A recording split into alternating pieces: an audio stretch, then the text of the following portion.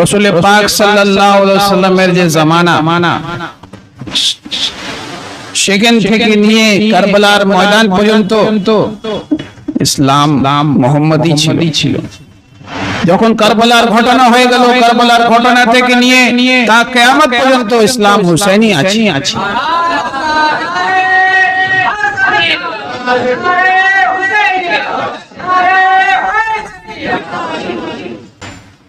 এই জন্য হুসাইনিরাও একদিকে কালমা পড়ছিলেন কারবালার ময়দানে, আর ইয়াজিদি সৈন্যতেও কালমা পড়নে ওয়ালা ছিল। তো জরুরি নেই যে কালমা পড়বে, যে নামাজ পড়বে, যে রোজা রাখবে, যে কোরআনের ভালো তিলাওয়াত করবে সে খুব ঈমানওয়ালা হয়ে যাবে। ঈমানের চিহ্ন কি আছে? তাকে হুসাইনি কালমাওয়ালা হতে হবে।